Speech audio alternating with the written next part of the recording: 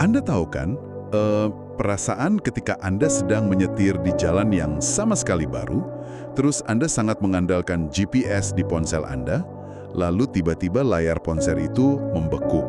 Oh iya, sinyal hilang total kan? Benar, sinyal hilang dan Anda cuma menatap satu titik biru di tengah area abu-abu yang sama sekali nggak Anda kenal. Kepanikan yang muncul di dada saat itu sungguh luar biasa nyata. Bikin jantungan pastinya. Banget. Tapi coba bayangkan, bagaimana jika yang kehilangan sinyal itu bukan ponsel Anda, melainkan hidup Anda sendiri. Nah, itu perumpamaan yang pas. Iya kan? Anda menghadapi patah hati, krisis identitas, atau tekanan ekspektasi, dan tiba-tiba saja tidak ada peta. Lanskap emosional Anda jadi sangat kabur. Kebutaan arah ini adalah sesuatu yang kita semua pasti pernah alami. Betul sekali. Dan di titik persis seperti itulah kita akan memulai diskusi kita hari ini. Ya, hari ini kita akan melakukan penelusuran mendalam ke sebuah buku yang menurut saya sangat memikat. Judulnya Mengenal Hati Allah dan Hatiku, karya Atinus Sahe, atau yang sering disapa Bung A. Saheyubu. Buku ini terbitan Lintang Semesta Publisher.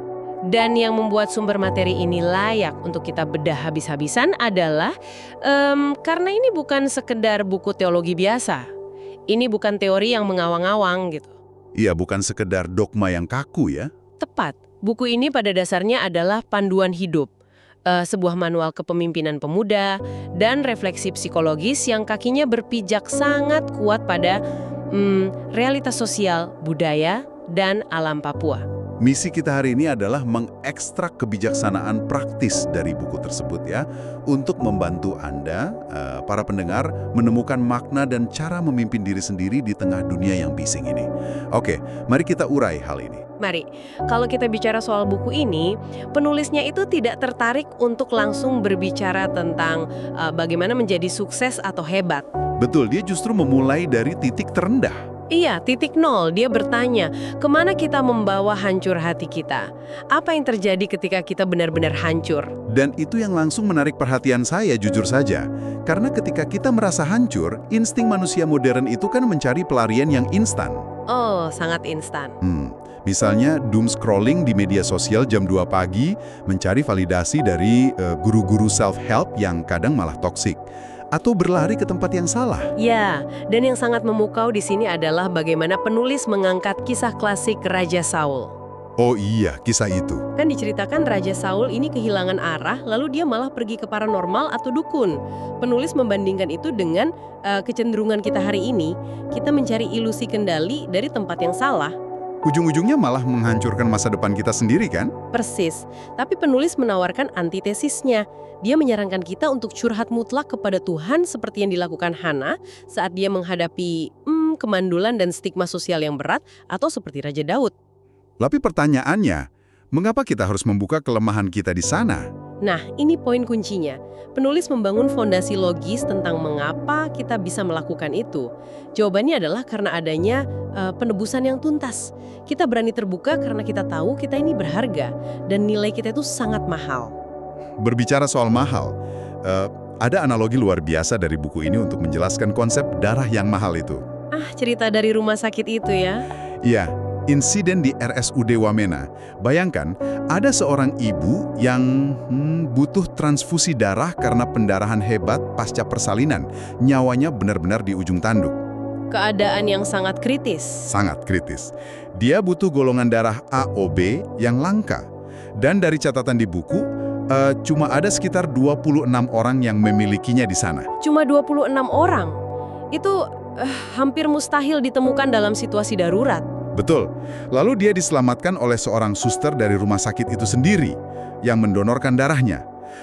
Penulis menggunakan insiden fisik ini untuk menggambarkan betapa eksklusif dan mahalnya darah penebusan Kristus bagi umat manusia. Itu bukan sekedar ritual simbolis ya? Itu adalah intervensi krisis. Penyelamatan murni ketika kita tidak punya kapasitas menyelamatkan diri sendiri. Benar sekali. berkorban, meneliti dan mencari solusi demi keselamatan rakyatnya dari wabah. Wow, jadi itu dipakai untuk merepresentasikan pengorbanan yang tuntas demi orang lain ya? Betul, supaya pembaca bisa merasakan, oh begini rasanya kalau seseorang mengorbankan dirinya demi kelangsungan hidup saya. Jadi, kalau kita tarik ke Anda yang sedang mendengarkan diskusi ini, jika tebusan hidup Anda itu semahal itu, masihkah Anda merasa sendirian atau tidak berharga saat menghadapi masalah hari ini? Pertanyaan yang sangat menohok. Kan? Dan secara logis, pemahaman tentang nilai diri yang mahal ini pasti akan mengubah cara kita menavigasi dinamika kehidupan, terutama relasi dengan orang lain. Tentu saja. Kalau Anda tahu nilai diri Anda tidak akan sembarangan dalam berelasi. Penulis masuk ke topik pergaulan muda-mudi dan pernikahan.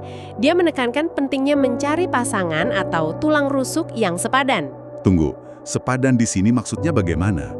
Karena kadang kata sepadan ini bikin orang modern lumpuh oleh ekspektasi kesempurnaan. Bukan kesempurnaan. Sepadan menurut penulis adalah keselarasan prinsip. Satu iman, saling melengkapi, dan ini yang menarik, tidak menjadikan istri sebagai pembantu. Wah, itu tamparan keras buat budaya patriarki ya? Sangat keras. Hubungan yang sepadan itu saling membangun. Tapi, musuh terbesar dalam menavigasi relasi ini bukan cuma salah pilih pasangan. Terus apa dong? Menurut penulis, iri hati dan ketidaksabaran.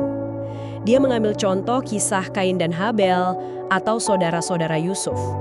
Penulis menyebut iri hati ini sebagai penyakit yang membusukkan tulang. Membusukkan tulang. Itu metafora yang sangat dalam. Karena memang merusak dari dalam kan? Ego kita terancam saat melihat orang lain sukses. Disinilah bagian yang benar-benar menarik buat saya. Kalau iri hati merusak dari dalam, mengapa kita sering tidak sabar? Buku ini berargumen bahwa ketidaksabaran muncul karena kita selalu menuntut kesempurnaan instan. Ya, budaya serba cepat. Persis. Ini mengingatkan saya pada analogi, kita ini hidup di kultur mie instan. Lapar, seduh air panas, 3 menit selesai. Lalu kita bawa filosofi itu ke kehidupan nyata. Contohnya seperti apa? Misalnya, mahasiswa yang jengkang benang proses belajar, lalu ambil jalan pintas, menyuap untuk dapat nilai tugas. Mereka ingin hasil, tapi nggak mau lewati prosesnya. Itu dia. Pendewasaan itu kan butuh waktu. Dan buku ini memberikan solusi praktis untuk melawan ego instan tersebut, yaitu kapasitas untuk mendengarkan nasihat. Mendengarkan nasihat. Terdengar sepele tapi susah ya? Sangat susah. Penulis mengangkat kisah Yitro dan Musa dari kitab Keluaran. Oh, ini kisah yang luar biasa. Coba bayangkan, Musa itu hebat kan? Pendidikan tinggi, pemimpin besar, tapi dia mau duduk dan merendahkan hati untuk mendengar nasihat Yitro, mertuanya. Yang mana Yitro itu cuma seorang peternak dari kampung. Betul. Kalau orang punya ego tinggi, pasti dia bilang, kamu siapa menasehati saya? Tapi Musa mau mendengar. Seseorang yang bisa memimpin hatinya, sabar, dan mau mendengar nasihat, orang inilah yang akhirnya siap untuk memimpin orang lain. Dan ini membawa kita ke inti pesan penulis untuk generasi muda, konsep kepemimpinan pemuda. Penulis banyak merujuk pada 1 Timotius 4:12 kan? Pemimpin itu harus jadi teladan. Iya, teladan dalam perkataan, tingkah laku, dan kasih. Penulis secara khusus menyebut kasih agape. Kasih tanpa syarat itu ya? Betul. Ditambah lagi dengan kecakapan intelektual untuk memecahkan masalah yang kompleks dan menghindari sesat pikir. Plus spiritualitas atau latihan rohani yang manfaatnya kekal. Tapi jika kita hubungkan ini ke gambaran yang lebih besar, ada satu interpretasi penulis yang bikin saya merinding. Dia membedah Amsal 27 ayat 23 sampai 27. Yang bunyinya, kenalilah keadaan kambing dombamu itu. Iya, saya kira ini cuma teks tentang penggembala biasa. Tapi penulis mengkontekstualisasikan kambing domba ini sebagai sumber daya alam Papua. Wah, itu reinterpretasi yang sangat indah dan revolusioner. Kan penulis bilang, hutan, sungai, pohon sagu, itu adalah harta langka yang harus dikelola. Semacam stewardship atau penata layanan demi kesejahteraan keluarga, marga, dan identitas orang asli Papua atau OAP. Jadi, memelihara alam itu sama dengan memelihara identitas mereka. Tepat sekali. Jadi, apa arti dari semua ini bagi Anda yang mendengarkan? Kepemimpinan itu bukan cuma soal berdiri di mimbar atau jadi bos di kantor. Kepemimpinan adalah bagaimana Anda merawat apa yang dipercayakan kepada Anda. Entah itu tim Anda, keluarga Anda, atau lingkungan di sekitar Anda. Benar. Dan teori tentang kesabaran, kepemimpinan, merawat warisan, ini bukan omong kosong belaka. Ini dihidupi sendiri oleh sang penulis dalam perjalanan hidupnya. Nah, ini bagian yang paling menyentuh dari buku ini. Cerita nyata di balik teks. Mari kita bahas ini. Di bagian akhir buku, dikisahkan perjuangan Atinus Sahe sendiri. Dia adalah anak dari kampung Gilika. Gilika itu salah satu tempat pekabaran Injil GKI terakhir di Papua ya. Iya, wilayah yang sangat terpencil. Bayangkan, rumahnya di sana itu masih berdindingkan daun sagu. Sangat sederhana. Sangat. Tapi ada satu insiden. Insiden masa kecil yang sangat dramatis.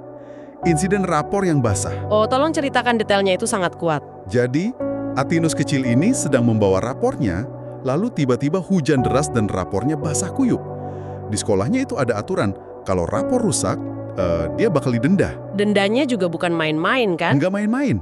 Dendanya adalah seekor babi hutan bertaring luar. Wah, itu beban yang sangat berat untuk keluarga sederhana di sana. Karena takut orang tuanya terbebani, dia nekat mencoba mengeringkan rapor itu di atas api perapian. Dan bisa ditebak apa yang terjadi. Bukannya kering, rapor itu malah hangus terbakar menjadi arang hitam. Habis. Akibatnya, dia harus pindah-pindah sekolah. Dia dikirim ke Welarek, lalu ke Tamahak, jauh dari perlindungan orang tuanya. Bayangkan trauma psikologisnya. Dari kejadian itu, banyak anak mungkin akan merasa diremehkan, menjadi semacam alat yang tak terlihat gitu. Mereka bisa saja menyerah pada keadaan. Tapi Atinus tidak begitu. Sama sekali tidak. Kegigihannya justru terbentuk di sana. Dia tidak menyerah. Hasilnya, anak dari Gilika ini sekarang berkuliah di STFT GIK Isaac Samuel Kije di Jayapura. Kampus yang banyak mencetak tokoh-tokoh penting di Papua. Betul, dan dia tidak cuma kuliah, dia memegang puluhan posisi kepemimpinan, dari ketua OSIS sampai menjadi koordinator beasiswa Mabes Polri.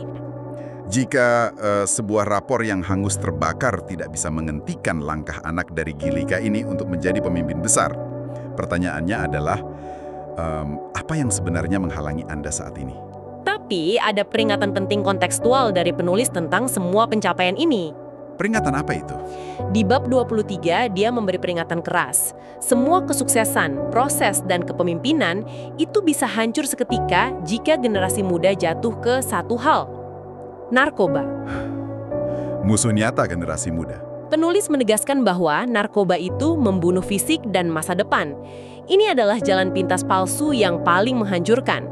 Menjauhi hal-hal seperti inilah yang membuat penulis bisa bertahan dan berhasil. Sangat masuk akal. Oke, kalau kita simpulkan perjalanan penelusuran kita hari ini, kita belajar banyak hal yang sangat mendasar. Sangat kaya akan hikmat praktis. Kita belajar bahwa menjadi sadar atau well-informed tentang kehidupan berarti menyadari nilai penebusan diri kita yang mahal. Lalu membuang penyakit iri hati, memimpin dengan keteladanan, merawat lingkungan dan warisan kita, dan tentunya memiliki kegigihan pantang menyerah, seperti Bung Atinus Sahe. Ada satu hal lagi yang ingin saya tambahkan sebelum kita tutup. Silakan. Di akhir buku, penulis membahas metafora gembala yang baik dan mengaitkannya dengan kisah Zakheus. Zakheus yang memanjat pohon itu. Betul. Penulis menyebut bahwa Yesus sengaja berhenti dan menatap Zakheus yang sedang kesepian di atas pohon. Dan ini memunculkan satu pemikiran provokatif untuk Anda bawa pulang hari ini. Apa itu? Jika sang gembala selalu mencari domba yang hilang di tengah keramaian, mungkinkah momen di mana Anda merasa paling kesepian, paling hancur, dan diabaikan dunia saat ini, justru adalah momen yang paling tepat di mana Anda sedang dicari dan ditatap olehnya? Wow, pertanyaannya, bersediakah Anda turun dari pohon ego Anda dan membiarkan diri Anda ditemukan? Itu benar-benar sesuatu yang harus direnungkan. Terima kasih atas wawasan yang luar biasa ini. Dan terima kasih kepada Anda yang telah menemani diskusi mendalam kita hari ini. Teruslah belajar, jaga hati Anda dimanapun Anda berada, dan sampai jumpa di penelusuran mendalam kita berikutnya.